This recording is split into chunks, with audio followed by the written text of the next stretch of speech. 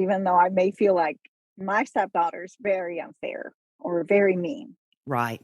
Yeah, Yeah. you're thinking in your head, okay, let me be calm and address this like I don't know that little demon child stepdaughter started it. You're listening to the Nacho Kids Podcast, where we discuss all things step family related. Real stories, real people, real help. Your hosts are the creators of the Nacho Kids Method and the Nacho Kids Academy Step Family Coaching Team, Lori and David Sims. Welcome to episode 160 of the Nacho Kids Podcast. Ooh, you fast today. I am. Y'all might want to slow me down a little bit. All right, so as we're recording this, it's Father's Day, and we didn't say Happy Father's Day for the episode that was going to post that weekend. So I was going to say the last one, but I don't know. I don't know what order we necessarily go in, so I don't want to say that. But anyway, we didn't say it. So Happy Father's Day, belated Happy Father's Day to all the fathers and even stepdads. We'll throw those in too, because there's not a stepdad's day. And by the way, there is a stepmom's day. So what does that say? Well, should I say what I feel? Yes, I should. This is my podcast, by God. Okay, I feel there are several reasons that there is not a stepdad's day. Because we ain't needy. All right, then. Let me go ahead and announce. Well, I feel like, first of all, I think women are more apt to recognize stepdads on Father's Day. You think so? Yes. I also feel that women are typically more involved in They're more sensitive.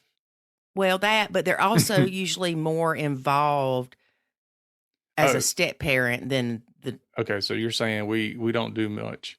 Well, y'all nacho instinctively is what happens. Because we're awesome. Not necessarily. So I think that's a lot of it. But I think stepmoms just want to be recognized that, hey, we exist. This crap isn't easy.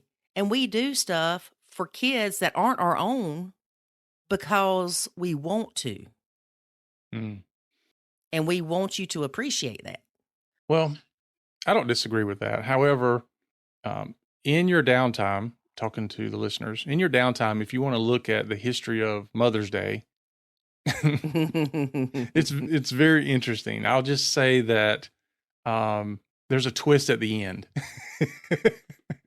Yeah, there's a big twist at the end. And I'll go ahead and tell you, the woman that started Mother's Day wished she never would have. Yep. Isn't that sad? Yeah. Yeah. Because it turned into a Hallmark holiday. Oh, and that's not good enough, so let's create one for stepmoms too. But that was another lady that started that. Yeah. I don't know that story. But anyway. Back to Happy Father's Day. Belated, that is.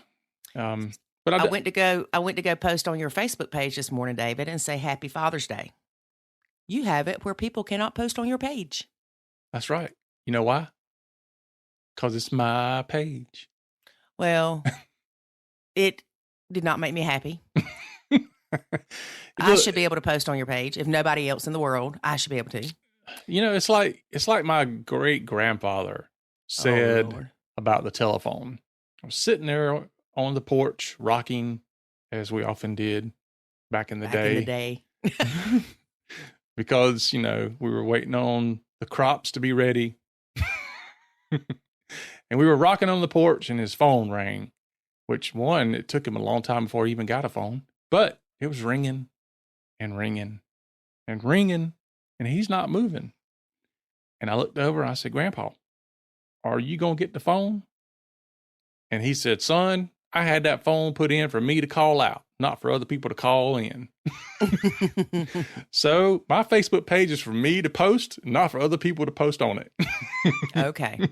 Well, we did post a Happy Father's Day to you. Well, thank you. To my daddy and to Pawpaw for Father's Day. That's so sweet. I should have threw Avery in there. I know. See, I had to tell my own kid Happy Father's Day this morning. And that was the weirdest freaking feeling. Well, here's the other thing is should you tell your own kid Happy Father's Day? Yeah, he's a dad. Okay, but listen, Listen, Linda, listen. Okay. I'm not going to get him a card. Well, a lot of stepmoms will say, I'm not going to do anything for Father's Day for my husband because we don't have kids together. Okay. But, okay, you and I don't have kids together. When Mother's Day rolls around, I make sure that something's happening for you. Now, I wouldn't have like my kids do something for you necessarily, but I'm going to make sure your kid does something for you and you're recognized. Well, you failed this year miserably, but anyway, go ahead. Well, he's old enough to do it on his own this time. Good Lord. Well, I think the last time you asked him, he's like, nah, I'm good. Yeah. I don't know what kind of deal you guys have worked out at this point, so I'll just nacho it. But I tell you happy Mother's Day. Yeah, I think you did. Yeah. But I don't really expect you to, but it's nice to hear, It's like happy anniversary. Should you tell your parents happy anniversary? Yeah, I do. You wasn't there when they got married. No. I'm glad it did, though. Me too, darling. Okay. Anyway, enough of this Hallmark crap. Hey, we need to figure out how Father's Day started. We know how Mother's Day started. But anyway, we'll talk about that next year. Yeah. Yeah. All right. So to all you people out there that see yourself as a father of something or somebody, we're a week late. Well, 5 days late, but happy Father's Day from Nacho Kids. All right. The winner of the Nacho Kids Academy scholarship, courtesy of Linda Dunham, this week is M. Thomason. Woo-hoo! M. Thomason. Check your email and we will get you started on the Nacho Kids Academy. And if you put the work in, it will change your life. That's right. That's right. Now, we just mentioned the Academy, but I want to mention the Academy. Mention the Academy, because there was a recent post in Facebook that I don't want to go down the path on, but there was a comment made that we don't have any place for people to learn the Nacho Kids method. The comment was actually, it is a shame that there isn't an actual support group associated with the Nacho Kids. Right. Which is part of what the Academy is. So we talk about the Academy every single episode. We have it at the very top of the Facebook page in the little banner, but apparently we're not doing enough to get the word out. So well, maybe it's because it's not free. Okay. The Facebook group, I wouldn't say it's not a support group for the Nacho Kids method. A lot of times people look at support groups as you must agree and validate everything I do to make me feel supported. Don't dare tell me what I'm doing is wrong because that's not supportive. Oh, that's true. That's true. Inaccurate feelings, but that's true. So if that's the case, no, it's not a support group. We're going to tell you if you're doing it wrong. Well, in that case, neither is the Academy. That's true. Because if you want to, all right, so fine, there is no support group. Yeah, for the we don't believe in support groups. How about that? We believe in changing your stinking thinking groups. We believe in telling you like it is. But no, there is definitely a support group there. I'll say about Facebook, and I've said it a million times: you get what you pay for. And we let a lot of people in that group that, if we can validate that they're a step parent, then they get in. If they act like a fool, they get out. Either on their own accord or get booted. And our moderators and admins do not get paid, y'all. They do this out of the kindness of their heart because they, like us, want to help step families survive the blend. Yep. And I appreciate them because I'm not moderating anything in that group because it's. No, David has to stay out of the group. He's a bad boy. Yeah. He would get kicked out. Yeah. Well, it's because I care more than 90% of the people in there. Oh, that reminds me, David, there was something you said the other day that I told you to remember. And I told you I wouldn't be able to. I remember what it is, astonishingly. Okay. I cannot care more than you. Right. That's okay. So there's two rules here. And I heard this from another coaching person. So it's a coaching person that coaches coaches. But anyway, a coacher of coaches? Yeah, but that's not the only thing they do. They also do therapy. Not a therapist. They do therapy. So anyway, I don't know the differentiation between those, and I don't want to go down that path. But he said that he has 2 rules when he's working with people. One rule is he can't care more than they do. Mm-hmm. Which we say that's one of the rules of nachoing. You can't care more than the bio parent. Yeah, but I'm going to interrupt you here. I think sometimes I care more than the people that we're working with. Okay, but that's part of the problem. Is you shouldn't be able to care more than they do. That means there's an issue happening here. Right. I can't care more than y'all people. Yep. Anyway. And the second one is you can't work harder than they do. So I can't work harder to try to fix your problems than you do. Exactly. And that's the first time I've heard that one, and I loved it because we run into that more often than we should. Not only are sometimes we care more than they do, but sometimes we're working our butts off to help them more than they are. Sometimes we give people homework and come back and like, you didn't do the work. We gave you work to do and you didn't do it. Like, and anyway, I'm just saying, if you're out there and you need help, then number one, you should care more than anybody else about your own blend and your own sanity in relationships. You should care more than anybody else. And number two, you should work harder than anybody else. And I'm going to add a third one. All right, what's that? I shouldn't invest more in your relationship than you're willing to. These podcasts aren't free, people. It costs us money to host these. You may think that our time is free. No. We're just as busy as y'all.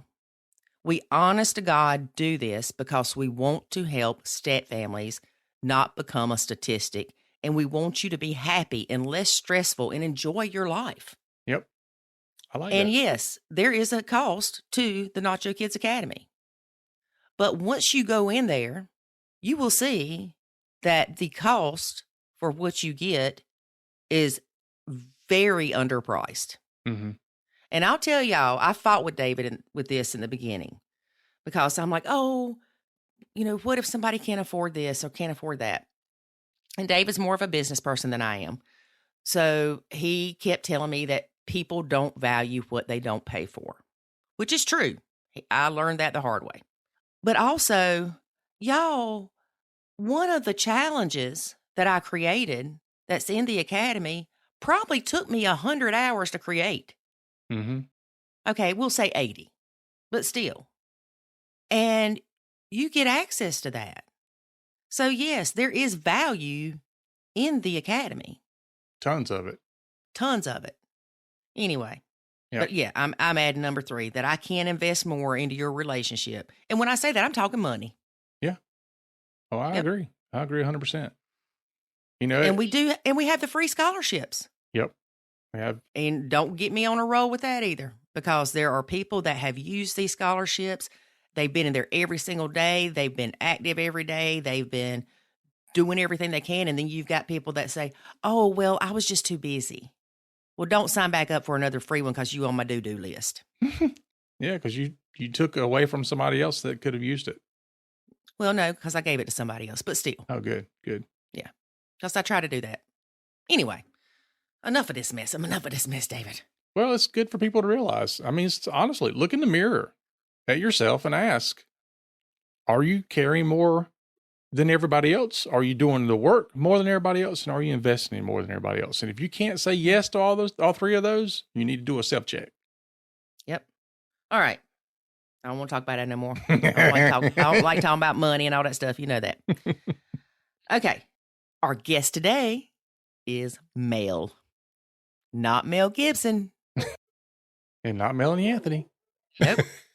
Mel has been blending for 7 years, almost 8. Will be 8 years in July. She has stepson 17, stepson 11, and stepdaughter 10. The stepkids are with them full-time except every other weekend. She has a bio daughter that is 12 full-time. The hardest part of her blending is problematic behavior in stepkids. Best advice? Nacho. And I love it when somebody says their best advice for other blended families is Nacho. Because, not just because we created it. Yes, is some, love there. But it's because it helps, y'all. It really does. And we're so glad that we created a method that is helping step families across the world. Makes my heart happy, is what happens. One thing that she experienced was the bio mom telling the step kids, she is not your real mom. Well, duh. But you know what? If you are a bio mom and you tell your kids that they don't have to listen to the stepmom, you are creating so many issues. Yep. What if the stepmom tells them, no, don't light that on fire. It will combust and you will spontaneously explode. I said that all backwards, but you know what I'm saying. Yeah. Don't play in the street. Yeah. Mel has an issue that a lot of other stepmoms have. She doesn't know any other stepmoms in real life. No, nothing IRL. No, nothing in real life, David. Where's she at? We know enough stepmoms that we could say, look, there's some in your neighborhood. Well, we have to be careful with that because people are crazy, and I don't want people saying, oh, yeah, I live in such and such. And then the next thing you know, it's, oh, somebody from the Nacho Kids Facebook group is stalking me. Yeah, that could happen. Yeah. Well, not doing that. I mean, one thing you could do is you could post on, Eventbrite or Meetup if you wanted to have like a step mom group. But yeah, I mean, I know what you mean. You probably, in your circle of friends or your sphere, you don't know anybody that's a stepmom. So we hear that a lot. Right. And it's hard because you're judged by these other bio moms or even people that aren't moms. Mm-hmm. They don't get it. They don't get it. But that's like saying, oh, I love the kid as my own when you don't have kids. You don't know. You can't compare it. Another thing that Mel deals with is they don't see her as part of the family. Oh. The stepkids don't. Yeah. Mel, it'll get better. Mm-hmm. It'll get better. I know you're in year 7 and they say, oh, that's when you should be blending. Well, you're dealing with teenage years. You got a lot going on. Cut yourself some slack, girl. Yep. We are here for you. We are your friend in real life. So if they say that it takes about 7 years, I wonder if that's 7 years when you're doing everything right. Well, actually, someone asked me when we felt like we blended, how long it took for us. And I would say close to 6 years. Mm-hmm. Because year 2 is when thing went to crap. All right. So you can say we're in year 3 by that point, right? Mm-hmm. Then the Nacho Kids, I nachoed for a year. So we're close to year 4 by then. And then 2 more years of re-engaging. And things were better. I'd say year 6. Yeah. But there are so many factors. If you only have the kids every other weekend, it's going to take longer for you to blend. Mm-hmm. If you only have the kids on summer break and long holidays, it's going to take a lot longer to blend. Yep. Your blend may look different than our blend, but that doesn't mean you're not blended. Right. What is the definition of blended family anyway? Find out on the next episode. All right, let's get to listening, David. All right, let's do it. Today we have stepmom Mel. Hello, Mel. How are you? Hi, Lori. How are you? Doing well. So how many years have you been blending? I have been blending almost 8 years. It's going to be 7.5 years, 8 years. Yeah. In July. That's good. Congratulations. Thank you. It feels like a whole life has passed since 8 years ago when I didn't know all this stuff that I know. I was very, very naive. We joke about how 1 year of step family life is 10 years because it feels like I feel like it's been a long time for sure. I don't know if 80 years though, but I do feel like it's been so long. At the same time, time has gone so quickly. So that's true. It's just incredible how kids grow so quickly. And I'm very, very happy to be able to share my story. Like I was telling you, that if my experience can help anybody, even if it's just one person, I'm happy to be able to share my experience with you. And we appreciate you doing so. Thank you. So how many stepkids do you have? Well, I have 4 stepkids.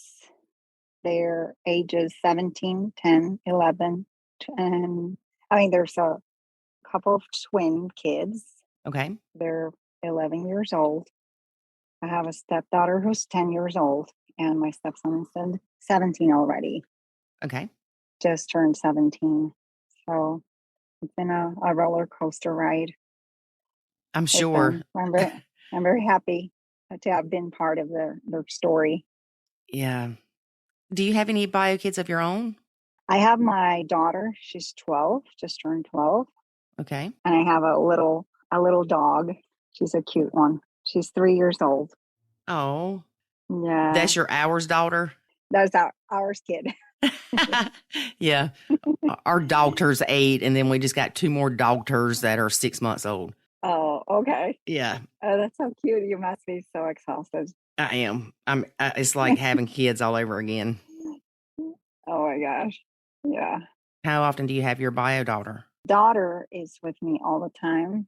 She doesn't have any contact with her bio dad. So the kids are with us all the time, really. Or that's how it feels like, Yeah. pretty much with us all the time. Do you mind me asking why your bio daughter doesn't see her dad? Well, her dad moved out of the country. He doesn't come to the U.S. very frequently, and when he comes, it's like once a year, once every 2 years, even.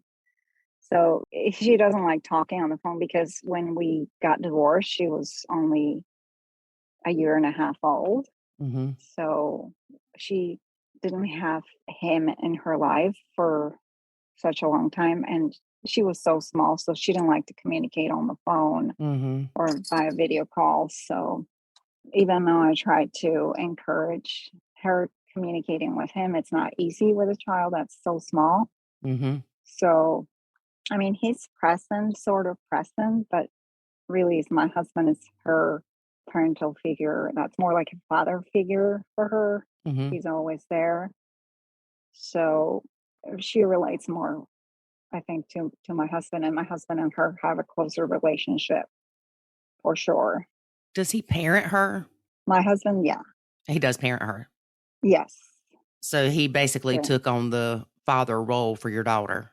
Yeah, pretty much. I would say so. Yeah, he talks to me about it. Like recently, we've spoken about it, and he says that he loves her in the same way that he loves his own kids. So it's been like that for a while. It's pretty much like that all the time. He's there for her. He communicates with her teacher. He's always trying to encourage her to do well at school, and he's always like the father, really. I mean, that she doesn't call him dad, but that's Right.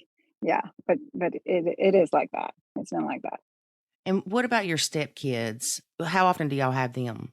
So my husband has full custody of the 4 children. So they're with us all the time, except for every other weekend, 97% of the time. If not, yeah. And sometimes even more than that. So their bio mom, she lives kind of far away. She got remarried and she has another child, and she's expecting a second child with that person. Mm-hmm. It's difficult for her because the circumstances around the divorce and everything. It was not easy for the kids. And my husband was working from home at the time, and she was traveling a lot for work at the time. Mm-hmm. Because she had another relationship at the time where she was trying to make it work with this person, and she figured it would be better for the kids to stay with their dad.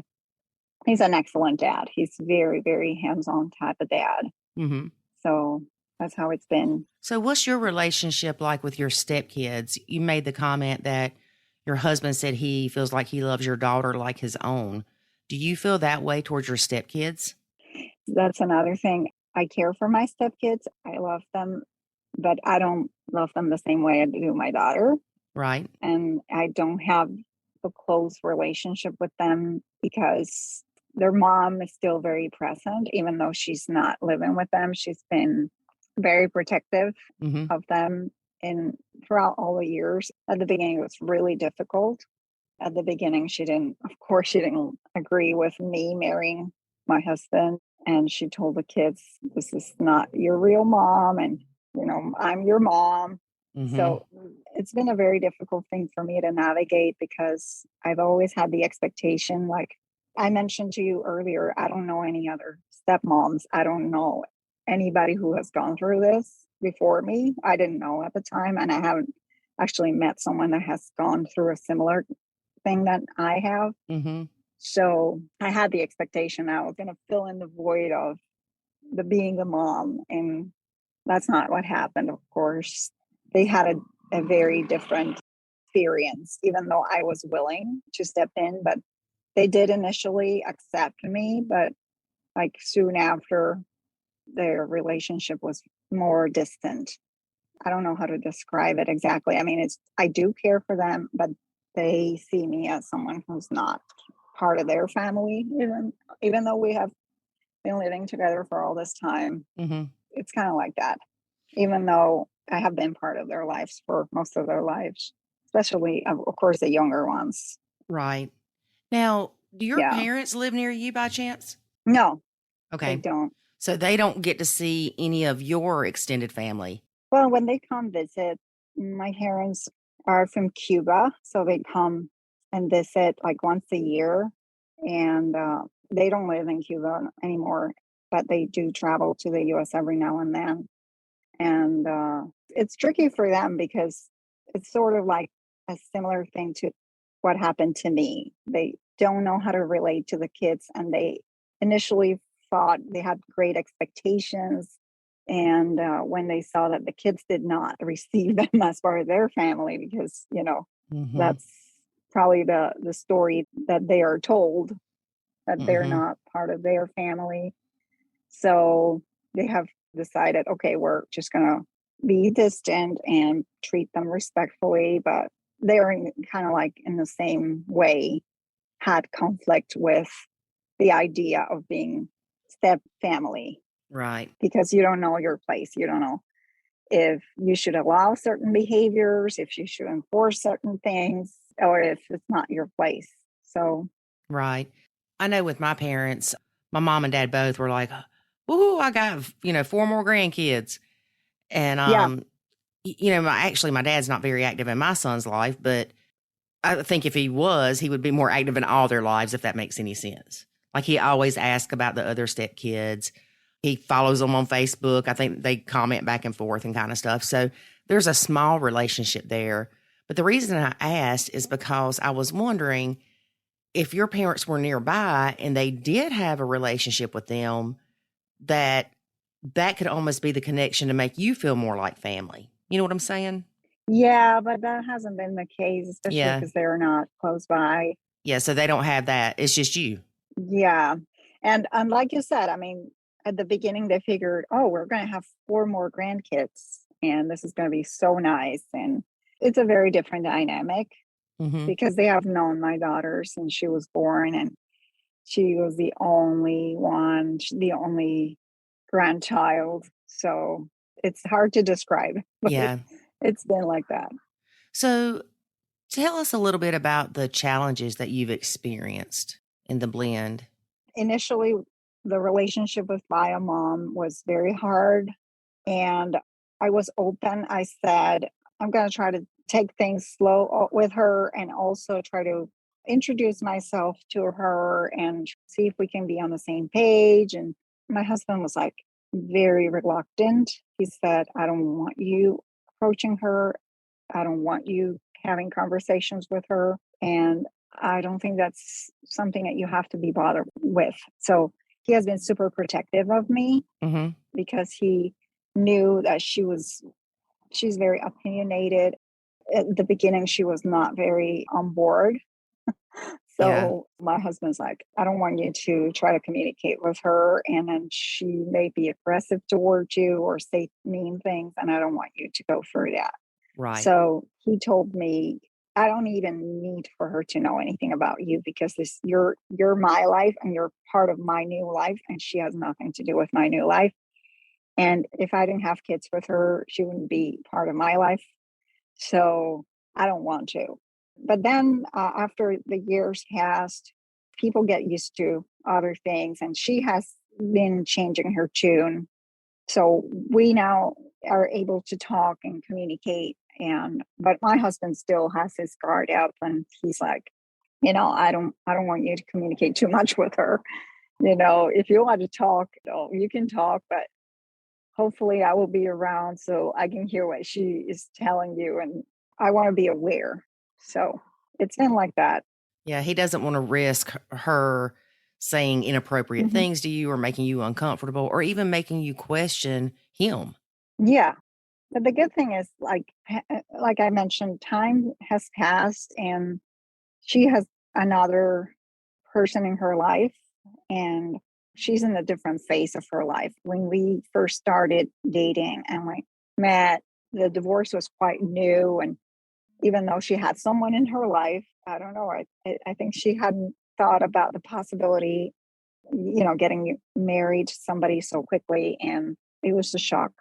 But I think what helped me was listening to Nacho Kids and reading your articles and reading all the literature and listening to your podcast, of course. All that has helped me a lot to understand the dynamics, understand how a state family works, understand why the kids behave in a different way, and why the feelings, the impulse, how do you call it? The insider outsider syndrome. And all that I learned through listening to your podcast. I was also part of the I forgot her name, the name of the podcast was another one that you have had her on the podcast. Okay. Let me see. Her name is Tracy Poisner? Yes. Yes. Yes, I'm part of her group too, and I've been listening to her podcast as well. So that has helped for sure. Well, I'm glad that her podcast and our podcast and all that stuff has helped you, because we know it's hard. Yes, especially when you have the expectation. First, you don't know anybody who has this step family situation in your family or in your social circle. Nobody has to go through that.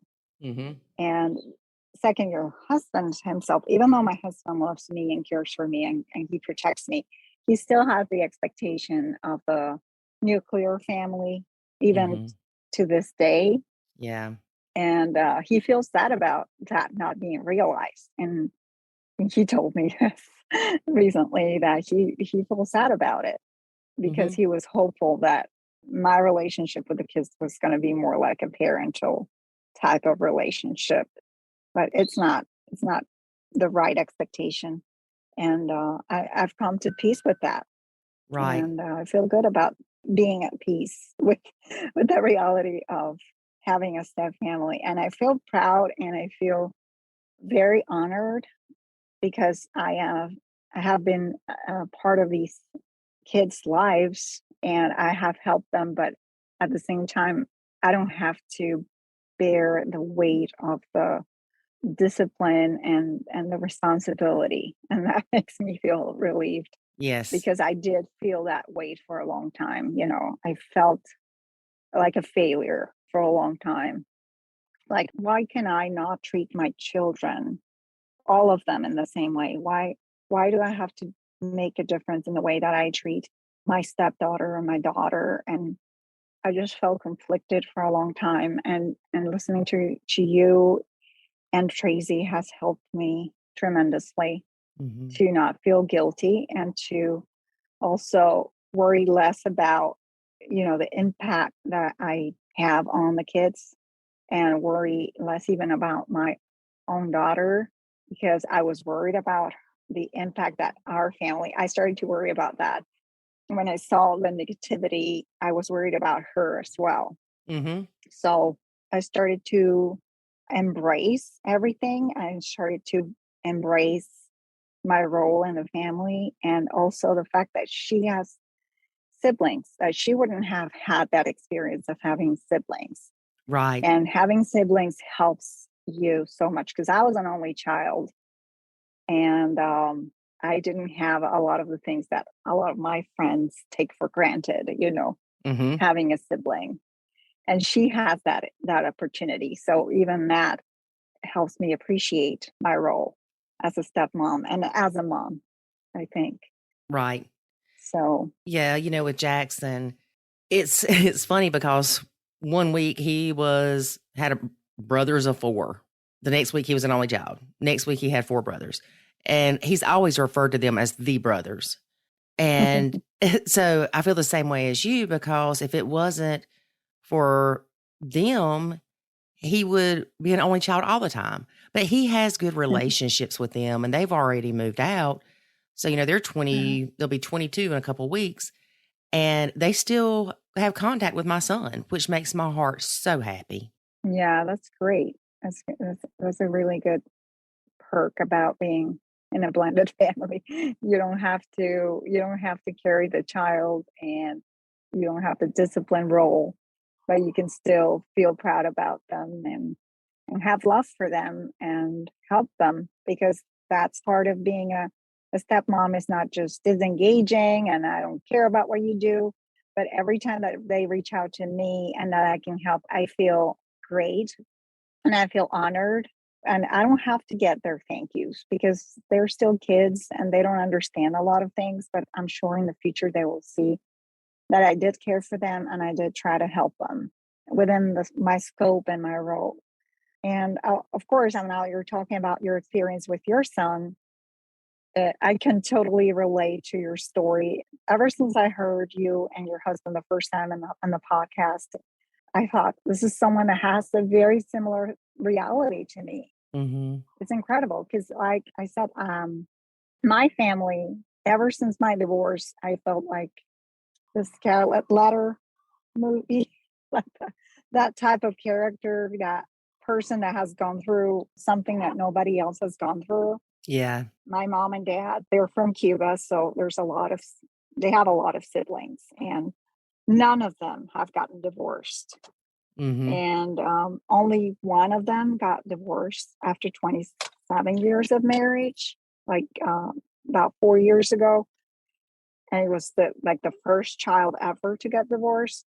So being so in a situation that's so difficult and that nobody can relate to you, that's close to you, even though they want to help you, but they can't tell you, I understand how you're feeling, or I can give you some advice. It happened to me.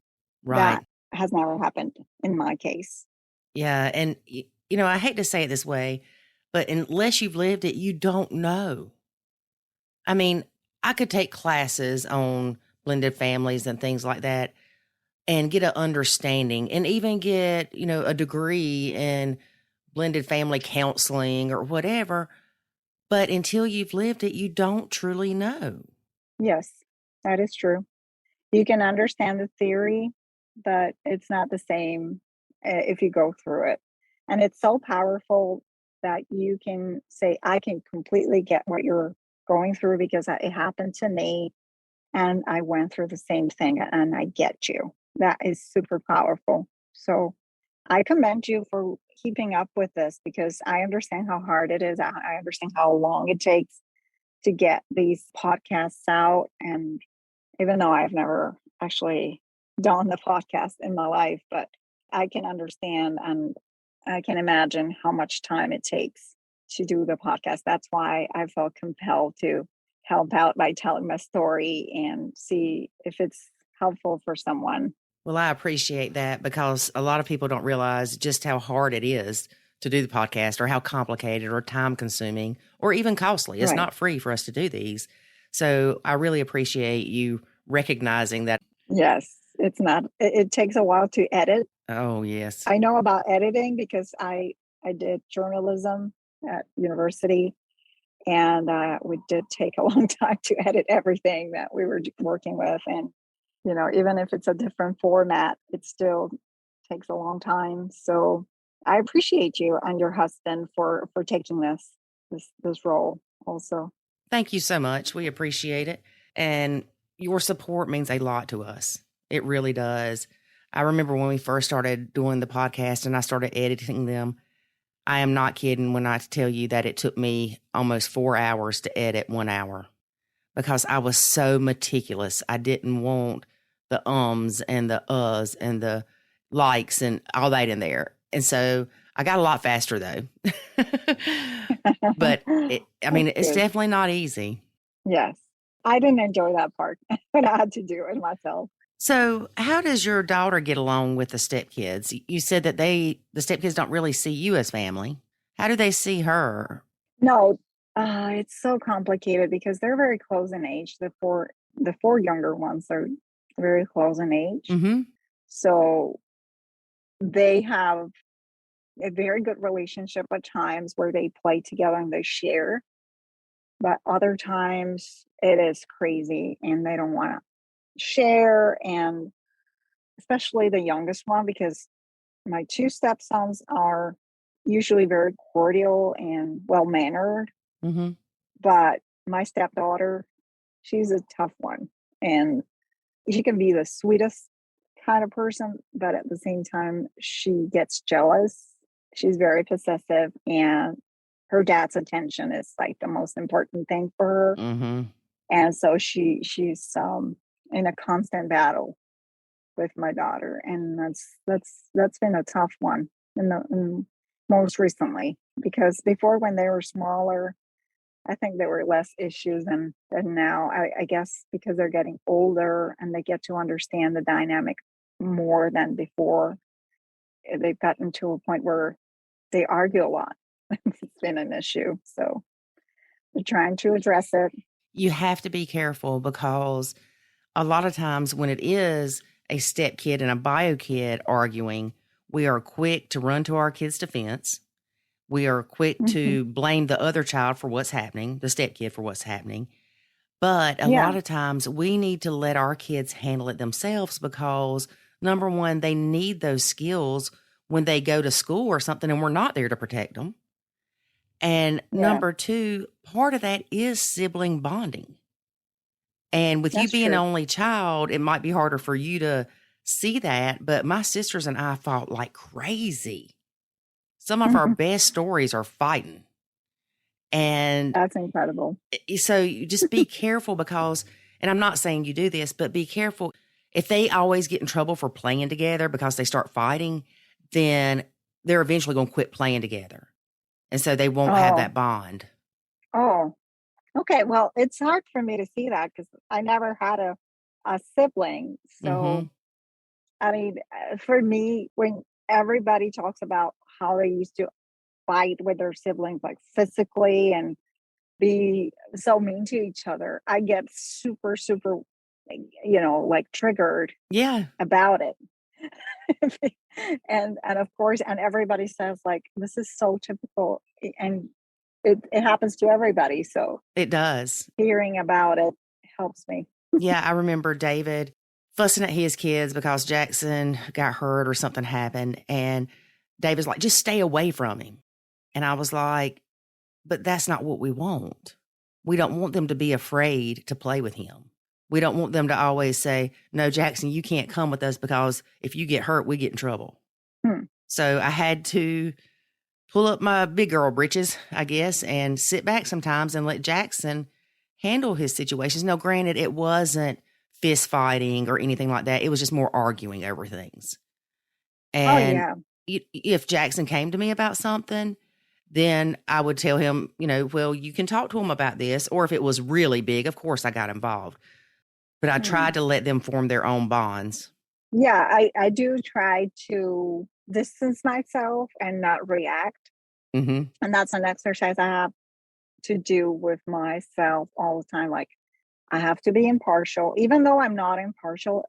In my head, I'm mad about the situation, but I have to just tell them, like, you're not going to be arguing. If you want to be arguing, then I can't take you to the park, or I can't buy you this stuff. You promised me you're going to be nice to each other. And I talk to them in the same way. And I have to try to stick to that, even though I may feel like my stepdaughter is very unfair or very mean. Right. Yeah, you're thinking in your head, okay, let me be calm and address this like I don't know that little demon child stepdaughter started it. Yes. And then I can tell my daughter, like, later on, I can say, no, I understand that your stepsister can be difficult, but you got to try to be understanding and forgive. Okay. And she's not buying it, but I do try. to try to keep that Yeah. attitude towards the situation, which is not, it doesn't come naturally, of course. Right. Definitely. But it's Yeah. good for you to try to do that. I remember Branson saying one of the things that bothered him most was when I believed Jackson over him. Okay, And Jackson's your son. yes. Yeah. So I believe my son over my stepson. And I get that Oh. that would bother him, but of course I'm going to. Yeah. I mean, That's an issue. But yeah. my husband says that all the time. He says, the kids always say that. You always believe your daughter. You Mhm. always believe her. And I tell him, I just want you guys not to be unfair, and I want you guys to get along. You Right. know? But yeah, they kind of got to the point where they have this expectation. I'm always going to be on her side. So I always try to tell them that I just want you guys to get along. I don't want you guys to be mean to each other, and just be respectful and be respectful of me, because I have to endure this. Mm-hmm. So if you want me to be nice to you, if you want me to take you places, if you want me to buy you the stuff that you said you wanted, then you got to work with me and be nice to each other. Right. So just to keep it very neutral. And I guess, yeah, sometimes it's hard. Sometimes I just feel something is unfair, and I tell my husband. I don't tell them. I just Right. go to my husband, and but they can hear me sometimes say, I'm complaining about something. Mm-hmm. So what are you gonna do? I mean, I don't know. Of course, your daughter wants you to take her side. You know as well as I do, there's her side, their side, and what really happened. Right. Because our perception can be very skewed depending on what position we're in and the event that happened.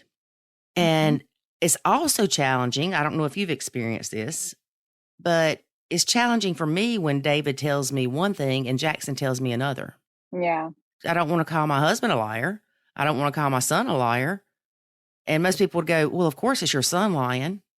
Well, how do you know? you know what I'm saying? How do you know? And is it that either one of them's lying? Again, maybe David thought he told Jackson something, but Jackson didn't hear him, or David didn't really tell him, because, the older we get, we forget that we do things, or we forget we don't. So, what do you do? And I like your playing neutral idea, which is, kind of what I did with the stepkids after that instance that Branson said that I hurt his feelings or it bothered him. I tried to be more neutral, but it was really, really hard because there's 5 years difference between Jackson and the triplets. Oh, yeah. With your kids being so close in age, Yeah. it makes some things easier and some things harder. Yes. That's true. I mean, having them close in age helps in that way.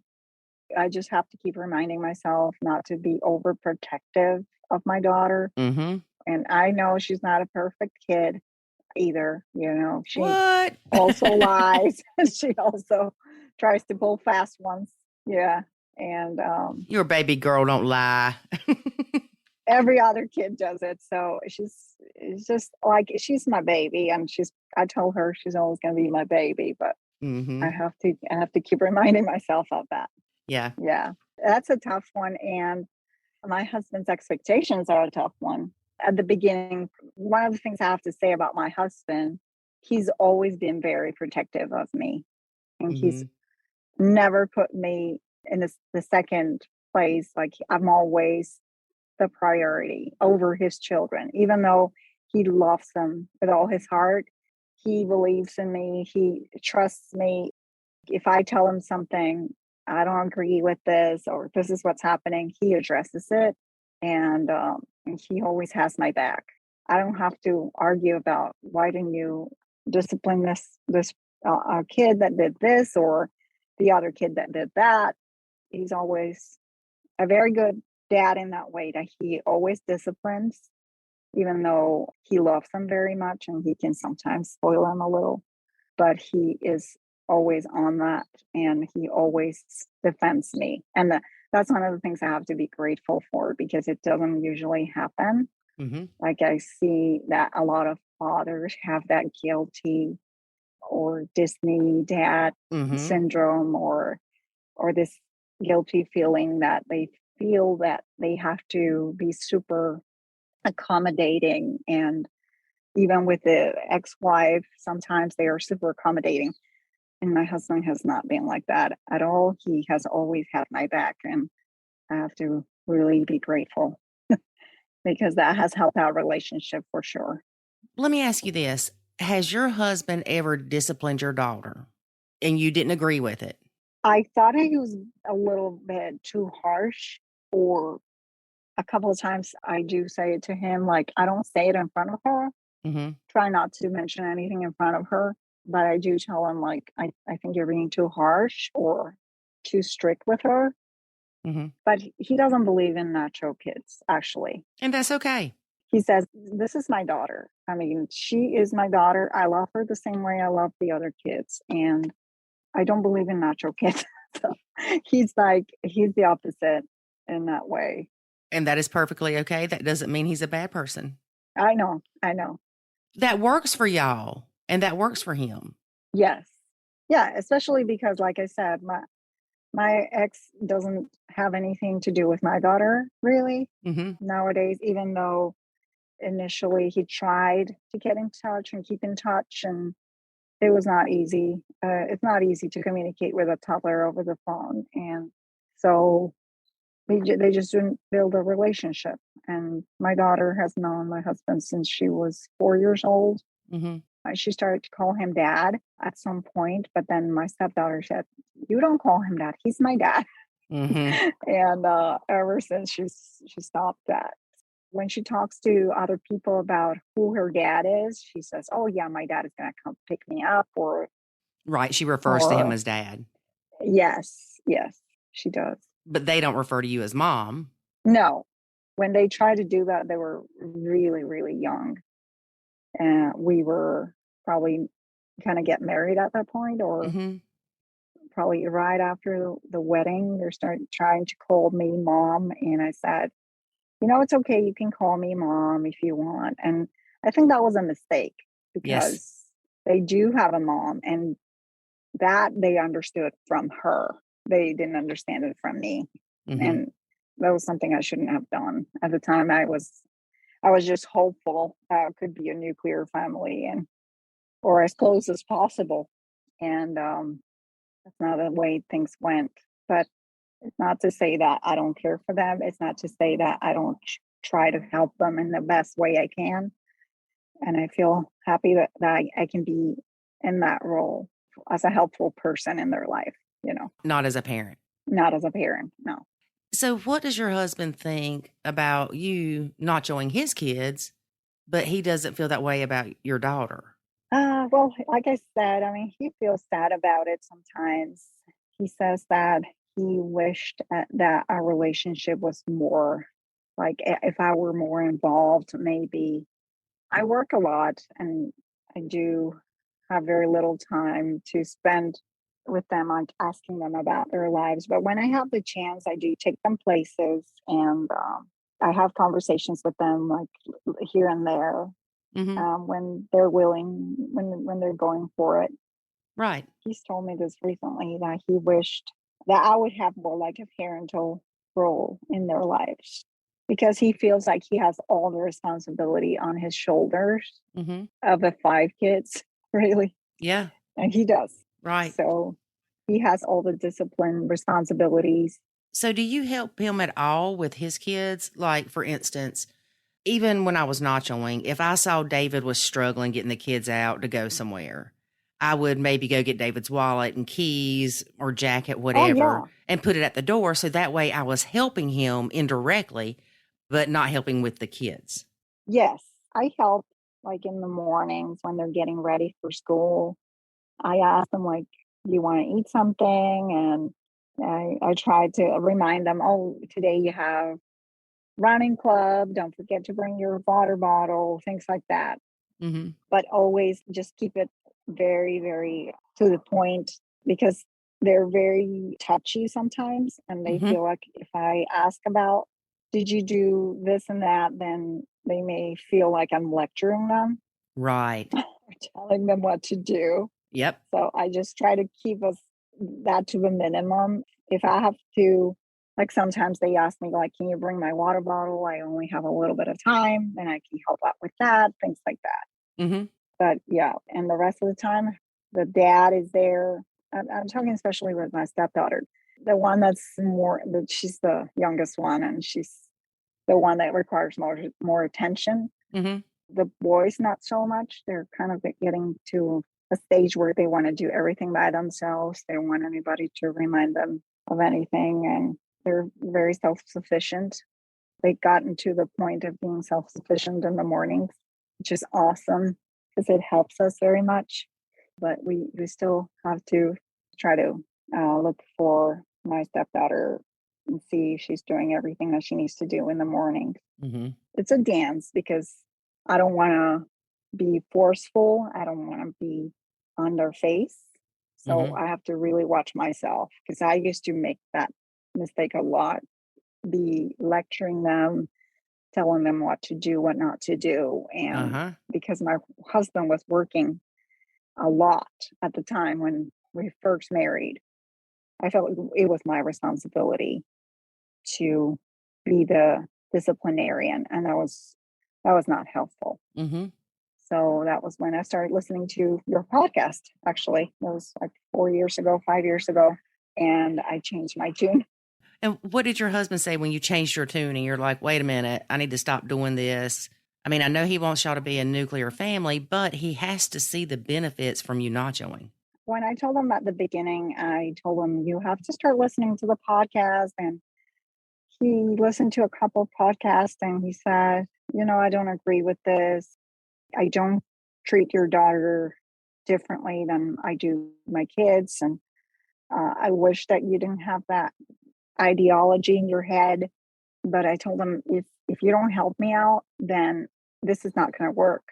I cannot do this. I cannot. I was having a meltdown at the time. I felt like I was not going to be able to make it with him. The kids were not listening to me. 2 of them were having bad behavior, really bad behavior. I was worried about my daughter being influenced by their bad behavior. Mm-hmm. And I figured, okay, if we don't change the dynamic in the family, if you don't try to help me out in the mornings, I don't think I can stay in this relationship. And I'm sorry.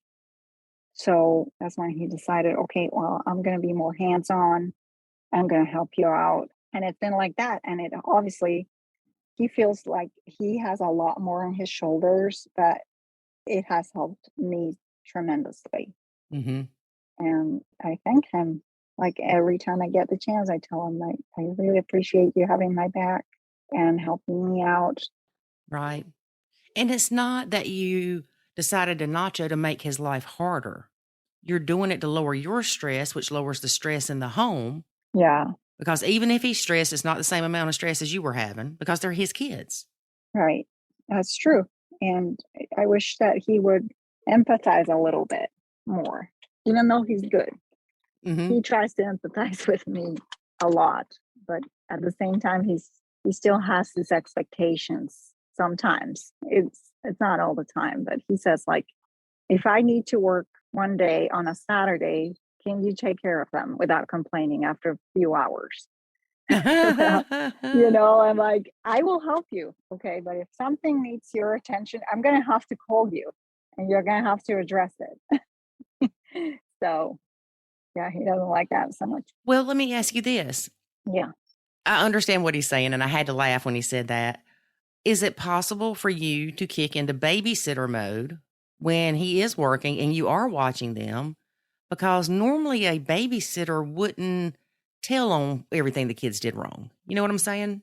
Right. Yeah, probably. That's true. Sometimes I get to be extremely controlling. Mm-hmm. And that's one of the things I have to stop doing as a mom and as a stepmom. I do it more as a mom now because you can. Yeah, exactly. And I let the kids be. I mean, I'm not super like I used to be super worried about what they did every moment of the day. Mm-hmm. I think it helps it would help my relationship even more with my daughter to apply the same principle and not be so worried about her. Mm-hmm. I'm a worrier. Yes. Sometimes. And there's no benefit. It doesn't change anything. It doesn't. I mean, if it would help the situation, sometimes it just backfires. Yep. So I have a suggestion for you. Oftentimes, if you're in charge of the kids and dad's not there, if y'all can come up with house rules and consequences. So say, for instance, I'm just going to say no running in the house. Okay. If that's a house rule that you and your husband both agree on, then that becomes a house rule. And okay, what's the consequence for that? No electronics for 10 minutes. I'm just throwing stuff out there. And if y'all both agree on that consequence, then when he goes to leave, he says, well, before he leaves, y'all go over these rules with the kids. You explain them to your kid. He explains them to his. They're not his rules. They're not your rules. They're house rules. And then when he explains these to the kids, he reminds them that when you're there, that you're in control. And then when you go to say something to them, you'll say, remember, little Johnny, your dad said that I need to make sure you follow the house rules. And one of the rules is not to run. So you need to not do that, or I'm going to have to take your electronics away for 10 minutes. Almost like your dad's telling me what to do. So it falls back on dad. Right. So it's already established and I don't have to go and improvise or anything. And you don't have to contact him. Right. And you don't have to bombard him when he gets home with 20 things the kids did wrong. Because I know you're like I am with 4 kids, 4 stepkids. There's a lot that they can do wrong. Yeah. In our eyes. So you could have a list of 100 things if he's gone for an hour. Yeah. And that just puts him in the middle when he comes home. Yeah. I get in the picture of the kids hate me because I am being like the tattletale. Yes. I'm telling their dad what they did wrong exactly. And I'm complaining about what they do. And it's not good. Right. And so we want to get the target off of your back. And by getting the target off your back, they're not going to be, quote, quote, mad at you because you're saying, look, I'm just doing what your dad asked me to do. And they can be mad at dad. Yeah. And they can take it up with him. I will try that. We have several things that we do to try to get the kids to behave. And those are consequences that they get when they don't behave. So we're going to have to set up like a more comprehensive list of things that we're going to say, like, this is a natural consequence of doing this and that. Right. Because it all depends on him, but we don't have it as a set way of this is what's going to happen if you do this. So yeah, I think we're going to have to go for it. Right. And remember, if he comes home from work and you've taken little Johnny's phone away for 10 minutes because he was running in the house, if dad walks in and gives him his phone back and little Johnny still has 5 more minutes of, time without his phone, don't get mad because a lot of people get mad and say, but we agree that this would be the consequence. Well, dad's the parent and he can take away that consequence too. Yeah. Yeah. It's on him. Yeah. We have to get that target off your back and put it back on him because him having the target on his back, they love him unconditionally. Anything he says to them, they are going to get over a lot faster. Anything you say to them, they're going to harbor for 6 months. That's true. Mm-hmm. Because they have that bond with dad. Right. You cannot deny biological bonds. Yes. Yep. They don't have that bond with you. Now, I mean, I know that you've been blending for a little while, but I noticed with my stepkids, once they got older, I can say, hey, can you help me and take out the trash? And they would. But there's a difference in saying, do the dishes, or it's your turn to do the dishes versus, hey, can you help me and do the dishes? Right. So just because you're nachoing now, it doesn't mean that you're always going to be nachoing the same things. Okay. Yeah. And maybe that'll make your husband feel better that the whole goal of this is to improve the relationships between everybody in the blend, including you and the stepkids. Yeah, I agree. He wants me to be able to have more of a say in the house too. Because it's like, yeah, I mean, I want you to have authority to say, this should be happening or this should not be happening. And the kids being able to understand that you are also part of the family. And I think I have to work with him on and try to discuss this and see how we can make this happen. Right. And 2, he doesn't need to say, well, Mel thinks that y'all should be doing chores every day. So y'all need to start doing chores. I mean, I know one of your things isn't chores, but just for example, because that's throwing you under the bus. Right. And it's great that he wants you to have more of a say, but he knows things weren't going well when you had more of a say, right? Yes. Things weren't going well at all. Yeah, he couldn't have been happy when all that was going on. Part of me wants to say, we as stepmoms or step-parents can have more of a say when the bio parents don't try to let us do everything but have a say. So you can take the kids to school, you can cook for them, you can clean for them, but don't punish little Johnny. That's not your place. And I'm not saying your husband does that. No, he doesn't. If I were to, say that little Johnny has to be cut off from his electronics for 30 minutes because he was mean. Mm-hmm. And if I say that in front of him, he would try to contradict me or put me in my place, so to speak. He would say, okay, well, if Mel's saying this, it's because you did something that was really bad and you better apologize. He would try to back me up. Mm-hmm. And that's great. Yeah. But I don't try to do that because I don't want to be a disciplinarian. Well, he may want that, but the kids don't. And you need to build that bond with them. And right now they're at that quirky age, even though you've been in their lives for so long. And I want to keep reiterating that you've been in this blend almost 8 years. Yeah. But you've got teenagers all of a sudden. Yep. And they're going to push back a little bit. So you might not have had Nacho up until this point. And again, you're doing it to lower the stress, especially for you. Yeah.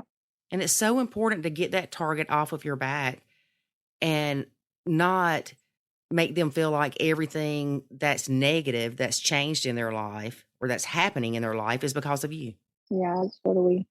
Well, what's one piece of advice that you would give a step parent getting ready to get into a blend? Just keep your expectations low.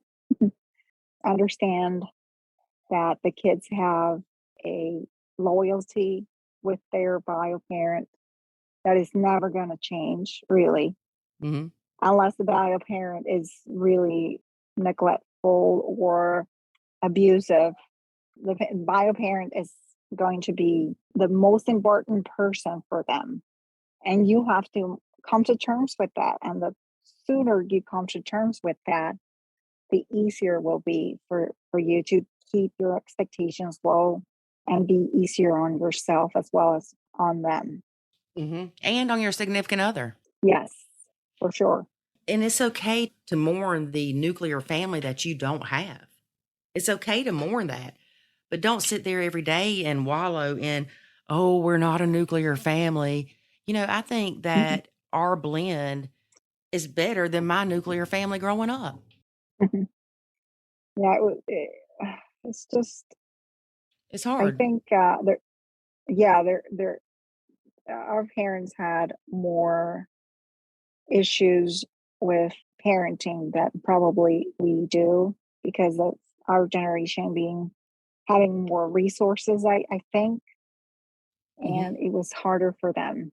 And that generation, they didn't have all this knowledge about how to raise children properly. And there's no book really that you can tell, oh, this is a perfect manual for every issue. Okay. There's something that you can do to help yourself, which is listening to your podcast. If you're in a blended family, or if you're thinking about getting into a blended family, I would strongly recommend that they listen to your podcast, of course, but also that they read and if they can educate themselves on being a step family.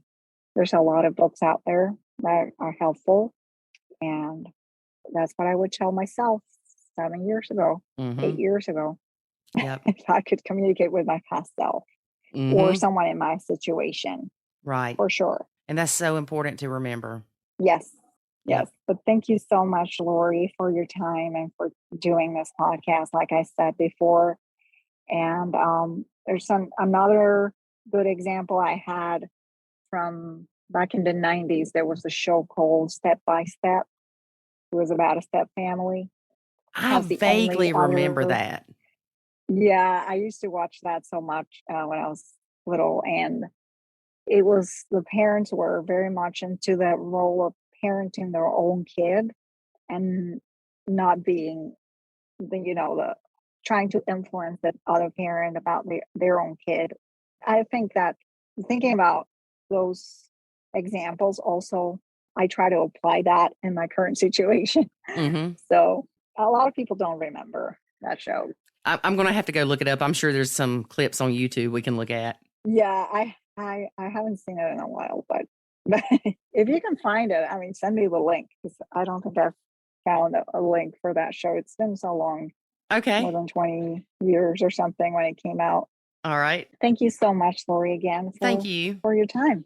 We appreciate you being a guest, and we hope that we can talk to you again in the future. Sounds good. Thank you so much. Thank you. Bye-bye. Bye. So, David, on June 28th, 2019, we released the Nacho Kids Podcast. Shoot. So 3 years. 3 years. Wow. Every week for 3 years. Wow. I'm so proud of us. I know. And I still remember how scared I was. I think we need to go back and re-record episode 1. Do you think? Yeah. Because it's still the most listened to episode. But it's also, I think, the episode that really sets the tone of what we're doing, why we're doing it, and where we come from. Why do we exist? Yeah, exactly. So, there. But if we re-record it, then what do you mean? Like put it as a next one or replace it? No. I say put it as the next one. Like, you can still listen to number 1, but there's a lot of people that's not going to go back and listen to number 1. So. Oh yeah. So just re-record it and do that. All right. Every time we get asked to speak somewhere, whether it's an interview or whatever, it's typically we're being asked a lot of those same questions about, how did this come about, and tell us about your blend and where you started and all that. So it's a lot of the same origin story stuff. Okay. Well, we're not going to do that next week, but we will do that soon. Okay. That way, for these new people that come in and they don't want to go back and look at all the other podcasts, because oftentimes when you jump on a podcast, you don't go back and look at, what happened 3 years ago. You just kind of pick up where you are and go from there. Or you might go back a few months and look at what's there, but you don't typically go back to the beginning. All right. So we will plan that, David. You and I will work on that and put it on the calendar, and then we will let people know. All right. Sounds good. All right. Well, we got a lot of work to do today, David. All right. Well, let's get to it. All right. Y'all have a good weekend. Yep. And remember, life is good when you nacho. Thanks for listening to this episode of the Nacho Kids Podcast. Find us online at nachokids.com. Until next time, remember, life is good when you nacho.